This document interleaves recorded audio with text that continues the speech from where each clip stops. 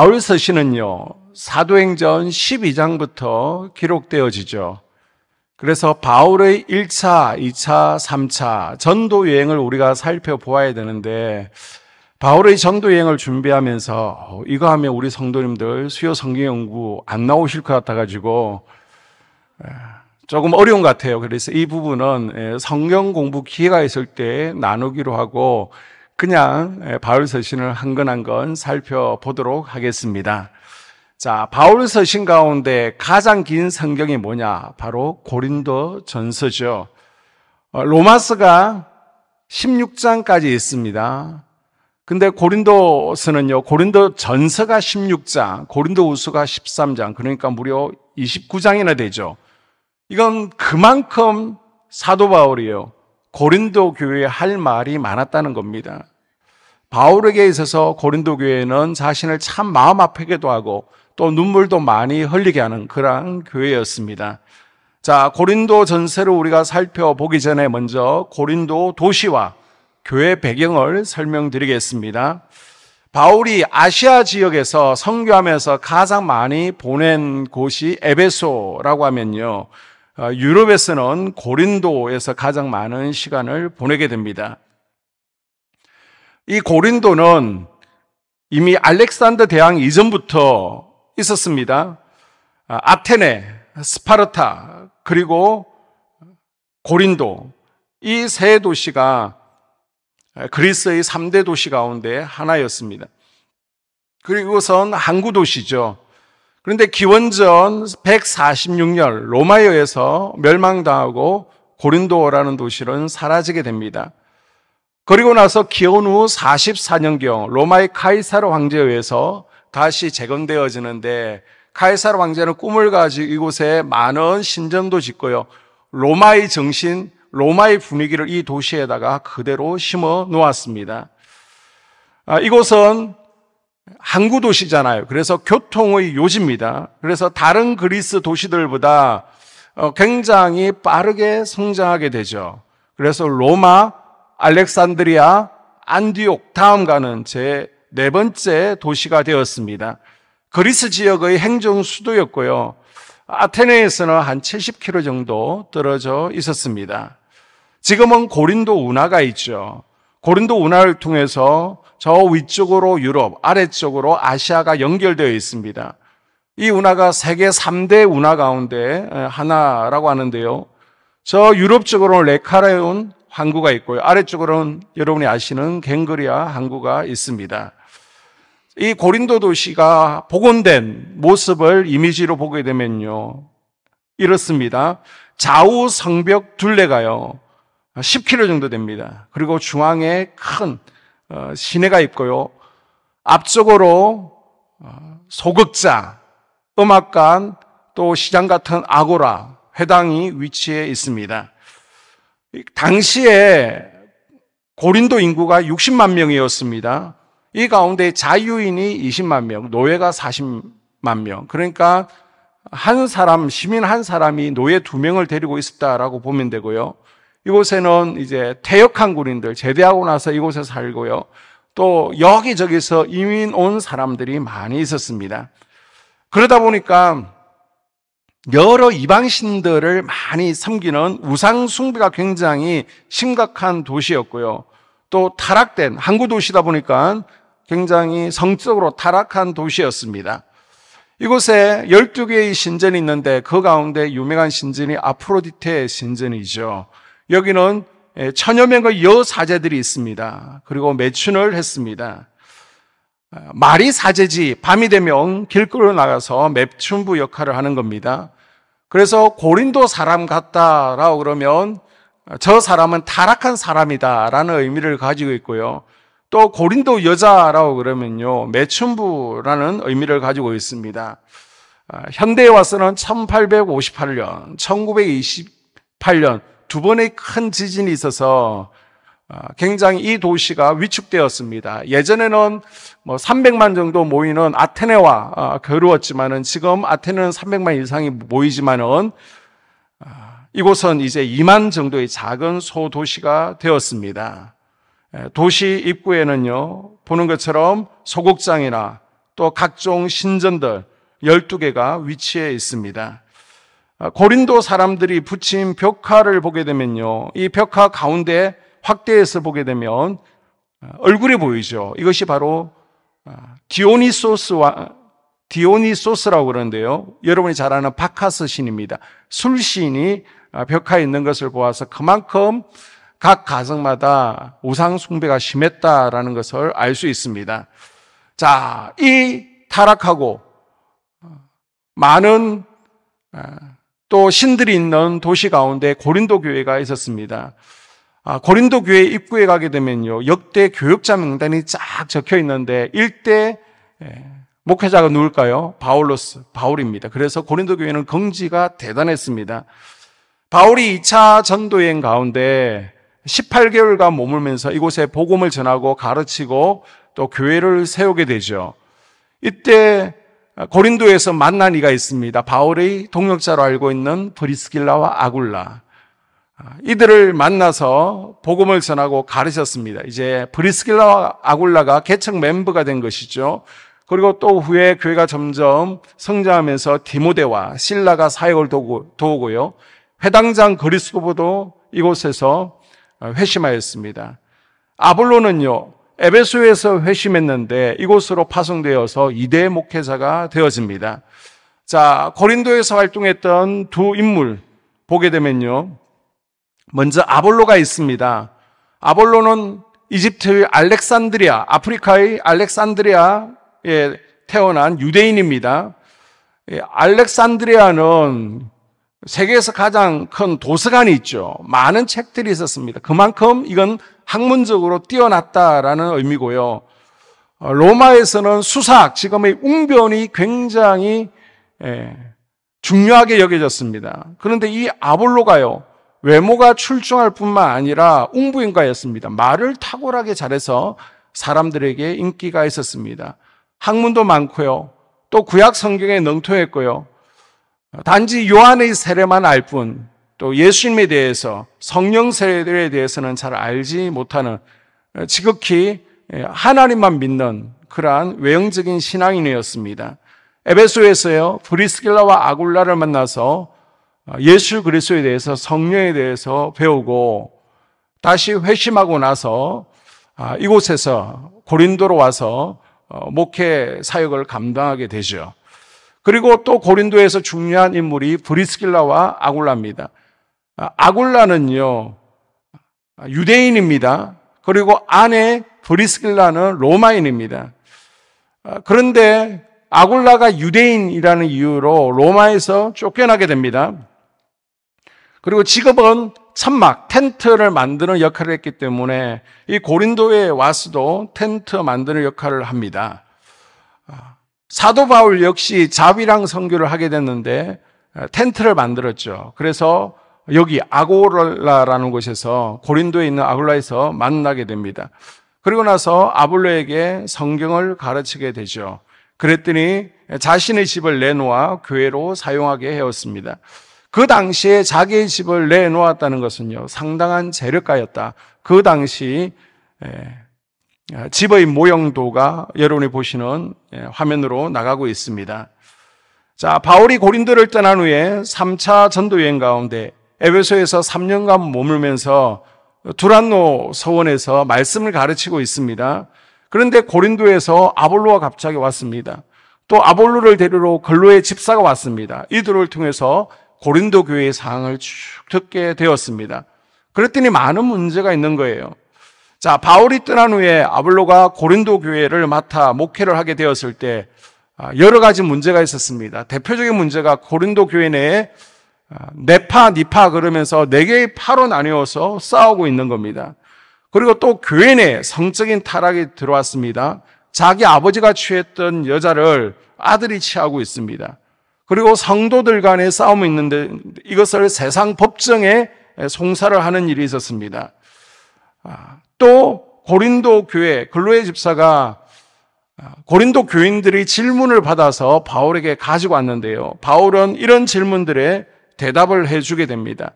그 질문이라는 것에 결혼을 해야 되느냐 말아야 되느냐, 우상에게 바친 제물을 먹어야 되느냐, 먹지 말아야 되느냐, 예배 시간에 수건을 써야 되느냐, 쓰지 말아야 되느냐, 그리고 또 애차는 어떻게 해야 되는지, 그리고 은사에 대해서, 또 부활이 없다고 하는 이가 있으니까 부활은 진짜 있는 것이냐, 헌금은 어떻게 해야 되는 것이냐, 이런 문제의 질문을 가지고 왔는데요. 아볼로가 이곳에서 목회하면서 여러 복잡한 문제가 있으니까 도저히 목회를 하지 못할 지경이 되어서 사임을 하고요, 바울이 있는 곳으로 오게 됩니다. 에베소로 왔죠. 그래서 바울은 아볼로를 잘 격려하고 토닥거려서 다시 고린도로 돌아가라 여러 차례 권면했지만은 아볼로는요 전혀 돌아갈 마음이 없었습니다. 다시는 돌아가지 않겠다는 겁니다. 그래서 바울은요 고린도 교회에 아볼로에게 좀 더 시간을 줘야 되겠다, 좀 더 휴가를 주라라고 얘기를 하고요, 또 교회의 여러 문제에 대해서 책망하고 교회에서 보낸 질문에 대해서 답변하는 것이 바로 고린도 전서다라고 말씀드릴 수 있습니다. 이 고린도 교회는요 현대 교회가 가지고 있는 문제들을 대표적으로 보여주고 있다라고 말씀드릴 수 있고요. 그래서 고린도 전서는 기독교 교리보다는 우리 성도들이 교회 생활을 어떻게 해야 되는지 실제적인 삶의 문제를 다루고 있는 책이다라고 말씀드릴 수 있습니다. 자, 이 고린도 전서는 누구에게 보내는 겁니까? 고린도 교회에 보내는 것인데, 바울이요 고린도 교회에 고린도 전서 후서만 쓴 것이 아닙니다. 몇 건의 편지를 보내는데 그 부분에 대해서는 고린도 후서에서 설명을 드리도록 하겠습니다. 자, 고린도 전서의 구조를 보게 되면요, 1장에서 4장은 교회의 분열에 대해서, 그 다음 5장에서 7장까지는 음행의 문제에 대해서, 8장에서 10장까지는 음식 문제, 그리고 11장에서 14장은 예배 문제, 그리고 15장은 부활이 있는지 어떻게 되는지, 16장은 마지막 인사로 고린도전서가 끝나게 되죠. 이 큰 개요는 여러분이 머릿속에 넣어두시면 좋습니다. 자, 오늘은 그 첫 부분 1장에서 4장 교회 내의 분파 싸움에 대해서 우리가 살펴보고 함께 기도하는 시간을 가지도록 하겠습니다. 자, 1장은요 고린도 교회의 분열을 다루고 있는데, 고린도 교회의 1대 목회자가 누구라고요? 바울. 2대 목회자가 누굽니까? 아볼로. 그런데 지금 2대 목회자의 인기가 더 높아지고 있는 겁니다. 자, 아볼로가 외모가 뛰어났습니다. 웅변을 잘했다 그랬죠. 화려한 말솜씨가 있습니다. 지성인입니다. 학문이 뛰어납니다. 그러니까 막 팬클럽이 생긴 거예요. 그래서 아볼로니까 아사모 하면서 팬클럽이 생겼습니다. 그러자 교회 내에서 그래도 고린도 교회를 바울이 개척하지 않았느냐. 비록 말은 잘 못하지만은, 비록 대머리지만은 바울이 그래도 최고다. 그래서 또 바사모 그러면서 바울파가 생겼습니다. 이번에 또 다른 이들은 그래도 예수님의 직계 제자인 베드로가 중요하지 않느냐, 아볼로나 바울은 예수님의 직계 제자가 아니지 않느냐, 그래서 우리는 베드로파다라고 그래서 또 베사모 그러면서 베드로를 중심으로 한 성도들이 모였습니다. 이런 파들을 보면서 저런 교회 내에서 파당을 지으면 안 되지, 우리는 오직 예수파야 그러면서 또 예사모 그러면서 예수님만 또 우리는 따른다는 예사모가 생겼습니다. 교회의 지도자들에 대한 존경이 잘못된 방향으로 변질되어서 결국 교회 공동체의 분열을 가져오게 되었습니다.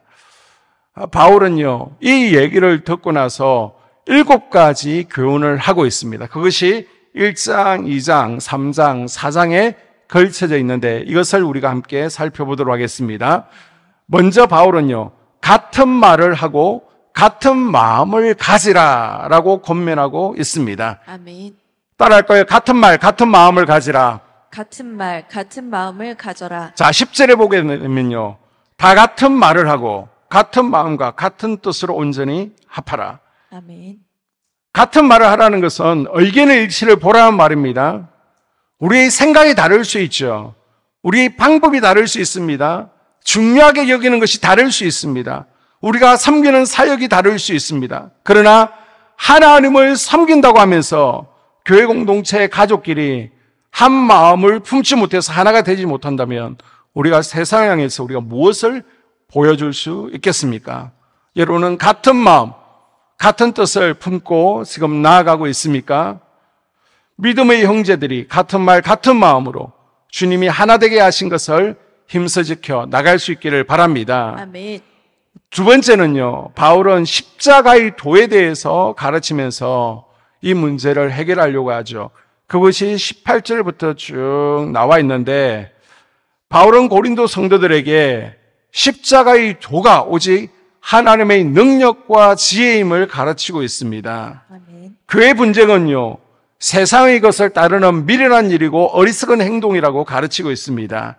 십자가에 못 박히신 그리스도를 믿어 은혜로 구원 얻은 사람들은 더 이상 자랑할 것이 없다. 우리의 자랑은 사람이 아니라 오직 예수 그리스도밖에 없다라는 것을 알게 함으로써 문제를 해결하려고 합니다. 아멘. 그래서 예수 그리스도, 십자가가 중요하다는 이것을 붙들라는 것입니다. 나의 말이나 생각, 행동이 공동체를 하나 되게 하고 있는지, 공동체의 하나됨을 방해하고 분열시키고 있는지 점검해 보면서 공동체를 하나 되게 하고 세워가는데 쓰임받는 성도들이 될 수 있기를 주의 이름으로 축복합니다. 아멘. 그리고 고린도 교회 성도들의 미성숙함에 대해서 책망하죠. 너희가 시기하고 분쟁하는 것을 보니 영적으로 어린 아이다 라고 책망합니다. 바울은요, 세 종류의 사람을 말하고 있습니다. 첫째는요, 육신에 속한 사람입니다. 육신에 속한 사람이 퍼시코 코스라고 그러는데요, 동물적인 사람. 그러니까 예수 그리스도를 알지 못하는 자연인을 육에 속한 사람이라고 합니다.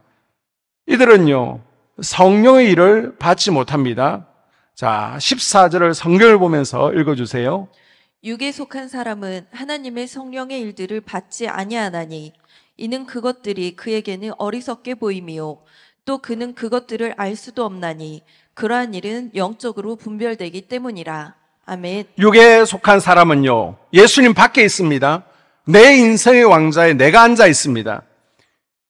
이들은요, 성령의 일, 즉 복음의 말씀을 받지도 아니하고요, 깨달을 수도 없습니다. 이들이 복음을 거절하는 이유는요, 복음이 저들에게 미련하게 보이기 때문입니다.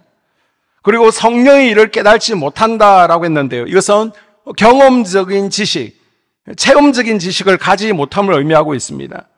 육에 속한 자는요, 하나님에 대해서, 예수에 대해서, 십자가 부활의 진리에 대해서, 천국과 지옥에 대해서 전혀 깨달을 수가 없습니다. 왜요? 성령이 없으니까. 요한복음 1장 5절에 보게 되면요, 빛이 어둠에 빛이 돼 어둠이 깨달지 못하더니 라고 증거하고 있는데, 바로 어둠과 같은 존재가 육에 속한 사람입니다. 그리고 또 육적인 것에 지배를 받죠. 이들은 영적인 것에 관심을 두지 않고요, 오직 육신의 정욕과 이성의 자랑과 안목의 전욕에만 관심을 두고 있습니다. 이들은요, 마음에 하나님 두기를 싫어합니다. 본능대로 삽니다. 이들의 생각은 하나님과 원수됨으로요, 하나님을 기쁘시게 할 수 없습니다. 결국 그들의 마침도 사망뿐이죠. 지옥밖에 없습니다. 그러나 사도 바울은요, 이와 반대되는 신령한 사람을 소개하고 있습니다.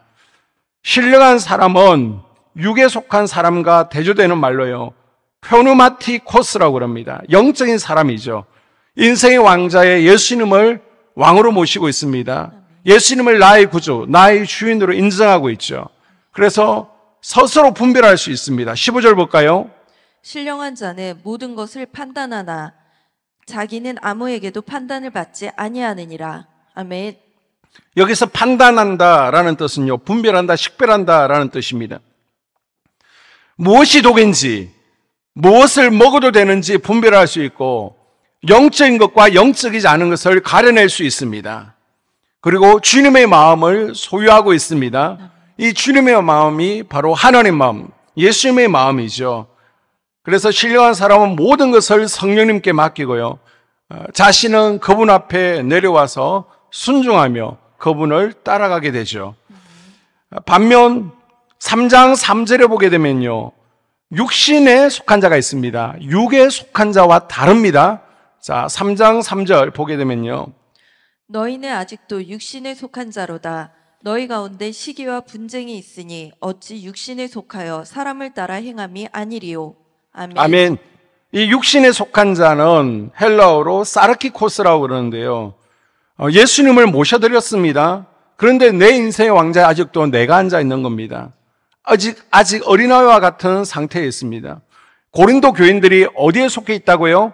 육에 속한 사람 아니에요. 신령한 사람 아니에요. 바로 육신에 속해 있는 사르키코스라는 겁니다. 그래서 어린아이와 같다는 것이죠. 바울은요, 고린도 교인을 향해서 너희들이 다투는 것을 보니까 어린아이와 같다. 너희 가운데 시기가 있고 분쟁이 있는 것이 보니까 신령한 사람은 아니다. 그래서 성령 받고 어른처럼 행동하라 라고 권면하고 있습니다. 그리스도의 마음을 가지고 말과 행동 가운데 영적 성숙을 나타내며 날마다 성령님과 동의하는 영적 성숙을 향해 나아갈 수 있기를 바랍니다. 아멘. 네 번째요.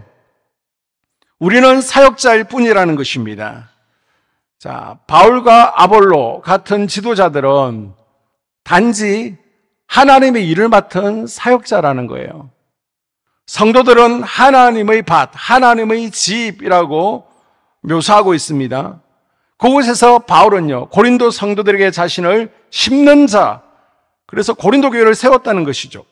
아볼로는 물 주는 자로 고린도 교회의 성장을 도왔을 뿐이고 교회를 자라게 하고 주인 되시고 머리 되시는 분은 오직 하나님이시다라고 가르치고 있습니다.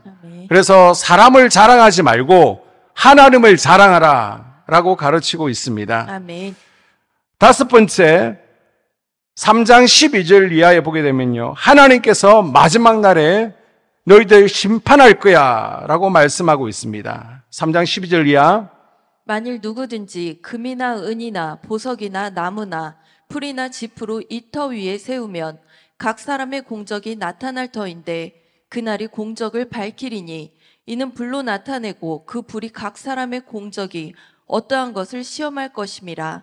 만일 누구든지 그 위에 세운 공적이 그대로 있으면 상을 받고 누구든지 공적이 불타면 해를 받으리니 그러나 자신은 구원을 받되 불 가운데 받은 것 같으리니. 아멘. 자, 이것은 마지막 최후의 심판을 묘사하고 있습니다. 마지막 날에 우리가 하나님 앞에 섰을 때에 공력 심판, 불 심판이 있습니다. 우리의 믿음이 금과 은과 보석과 같은 믿음이면 견딜 수 있습니다. 그러나 나무와 풀과 짚은 다 타버리게 되죠. 15절을 보게 되면요, 풀과 짚으로 집을 세우면 불 가운데 구원 얻는 것 같이 부끄러운 구원을 받게 될 것이다. 그래서 너희들의 믿음을 굳게 하고 마지막 심판을 준비하라라고 권면하고 있습니다. 아멘. 그 다음 여섯 번째, 너희는 하나님의 성전이다. 그렇기 때문에 거룩하라라고 권면하고 있습니다. 아멘. 자, 16절 이하 볼까요? 너희는 너희가 하나님의 성전인 것과 하나님의 성령이 너희 안에 계시는 것을 알지 못하느냐. 누구든지 하나님의 성전을 더럽히면 하나님이 그 사람을 멸하시리라. 하나님의 성전은 거룩하니 너희도 그러하니라. 아멘. 예수님께서 십자가에서 다 이루셨다 말씀하시는 순간 예루살렘 성전의 지성소의 휘장이 위에서부터 아래까지 둘로 다 갈라졌죠. 그 순간 그리스도의 십자가 대속의 은혜로요, 우리 몸이 성전된 줄로 믿습니다. 아멘. 이제 우리 몸이 성전이에요. 아멘. 완료형이 아니라 현재 진행형입니다. 우리 마음속에 있는 에돔 왕국을 허물어 버리고요, 우리 마음속에 있는 가나안 7 족속을 허물어 버리고 그 터 위에 거룩한 성전을 지금 지어가고 있는 진행형 상태입니다. 아멘. 이 성전은요, 구별된 하나님의 집이라는 거예요. 믿는 우리 성도들이 구별된 삶을 살아야 될 이유가 바로 여기에 있는 것입니다. 성전은요, 하나님이 계시는 집입니다. 아멘. 성령이 우리 안에 계시려면요, 우리 속에 더러운 오물들을 제거해 버려야 됩니다. 아멘. 육신의 생각을 버려야 됩니다. 갈라디아서 5장 19절 이하에 보게 되면요, 육체의 일은 현저하니 엄행과 더러운 것과 호색과 우상숭배와 술수와 원수 맺는 것과 분쟁과 시기와 분냉과 당 짓는 것과 불리함과 이단과 투기와 술 취함과 방탕함이라. 이런 것들을 없애야 된다는 것입니다. 성전을 깨끗하게 유지 관리할 수 있기를 바랍니다. 아멘. 그리고 마지막 바울은요, 우리는 그리스도의 일꾼이다라고 고린도 교인들에게 권면하고 있습니다. 아멘. 1절에 보게 되면요, 사람이 마땅히 우리를 그리스도의 일꾼이요 라고 하고 있습니다. 아멘. 이 일꾼의 원어 의미를 보게 되면 아래에서 배 젓는 자 두 말이 합쳐져 있는 겁니다. 여러분이 로마 고대 영화 배너 같은 것을 보게 되면요, 지휘관의 명령에 따라서 배에서 노를 젓는 선원들을 보게 되죠. 배 밑창에서 노 젓는 자는 노예 중에서도 하급 노예입니다. 바로 이들은요, 자유롭게 자기가 노를 젓기 싫다고 갈 수도 없고요, 오직 이곳에서 배와 함께 생명을 끝을내야 됩니다. 지휘관의 명령에 절대 복종해야 되는 것이죠. 바울은 이런 배경을 가지고 교회의 직분자들의 삶이 어떠해야 되냐? 바로 그리스도의 일꾼이다 라고 표현하고 있습니다. 이 그리스도의 일꾼은요, 하나님의 비밀을 맡은 자라고 표현하고 있습니다. 하나님의 비밀이 무엇입니까? 골로새서 1장 27절에 보게 되면요, 이 비밀은 너희 안에 계신 그리스도니 곧 영광의 소망이니라. 아멘. 골로새서 2장 2절에서는 하나님의 비밀인 그리스도, 고린도전서 2장 7절에서도 이 비밀을 십자가에 못 박힌 그리스도를 전하는 복음과 동일시하고 있습니다. 아멘. 자, 그렇다면요, 하나님의 비밀이 무엇입니까? 독생자 예수 그리스도를 믿게 해서 구원에 이르게 하는 복음을 하나님의 비밀이다라고 말씀드릴 수 있습니다. 아멘. 바로 십자가의 복음, 사제의 복음, 부활의 복음, 영생의 복음을 의미하고 있습니다. 아멘. 이 천국의 비밀은요, 성도들에게 알도록 허락된 비밀이지만 불신자들에게는 허락되지 않은 비밀입니다. 저와 여러분요, 하나님의 계시의 비밀을 맡은 자들입니다. 아멘. 이 영생의 복음, 생명의 복음, 천국의 복음을 맡은 자들이에요. 하나님의 비밀을 맡은 청지기로서 이런 생명의 복음, 구원의 복음을 내 주변에 있는 이들에게 나누어 줘야 될 의무가 있는 거예요. 아멘. 그리스도의 일꾼이 맡아야 될 사명이 바로 하나님의 비밀을 전하는 것인 줄로 믿습니다. 아멘. 자, 그럼 이 일꾼들이 주의할 점이 뭐라는 겁니까? 마지막으로 보고 마칩니다. 자, 3절 이하에 보게 되면 서로 판단하지 말라는 겁니다. 바울은요, 고린도 성도들에게 자꾸 잘잘못만 따지지 말고 우리는 그리스도의 일꾼이니까 판단은 주님께 맡기고 공동체 안에서 서로 세워주고 끌어주고 하나님 나라 확장하는 데 집중하라는 것입니다. 아멘. 교회는요, 십자가에 달리신 그리스도와 함께 연합하는 장소입니다. 아멘. 그리고 그리스도와 함께 고난을 나누는 장소입니다. 십자가의 고난을 깊이 묵상할 때 분열된 교회가 하나 될 수 있다라고 설명하고 있습니다. 두 번째는요, 5절에 보게 되면 교만하지 말라는 것입니다. 고린도 성도들은요, 복음의 씨앗을 뿌린 바울도, 또 물을 주며 애쓴 아볼로도, 그리고 결국 자라게 하시는 하나님도 나중에는요, 싸우다 보니까 인정하지 않으려고 합니다. 이에 대해 바울은요, 고린도 성도들에게 마치 스스로 잘한 것처럼 교만하지 말라라고 꾸짖죠. 바울은 아버지와 같은 마음으로 고린도 성도들이 판단과 교만을 내려놓고 겸손하기를 원했습니다. 아멘. 그리고 마지막으로 충성하라는 것입니다. 2절에 맡은 자에게 구할 것은 충성이니라. 아멘. 주님을 위해서, 교회를 위해서 충성하는 것은 억지로 할 수 없는 거죠. 시킨다고 할 수 있는 게 아닙니다. 이 충성이라는 것은요, 내가 구원의 은혜에 감사 감격이 돼야 할 수 있는 겁니다. 아멘. 하나님의 십자가 사랑이 깊이 깨달아질 때 할 수 있는 것입니다. 아멘. 우리가 가지기 쉬운 약점이 있습니다. 그것은 다른 사람이 나를 어떻게 평가할까 생각하며 봉사하는 것이죠. 하기 싫어. 그런데 목사님이 나를 어떻게 볼까? 우리 권사님들이 어떻게 나를 볼까? 그래서 마지못해 하는 경우가 있습니다. 남이 뭐라고 하든지 자기 고집대로 일을 하라는 뜻은 아닙니다. 여기서 바울이 말하고자 하는 것은요, 사람들 간에 오가는 인간적인 판단이나 평가를 중요하게 여기지 않겠다는 겁니다.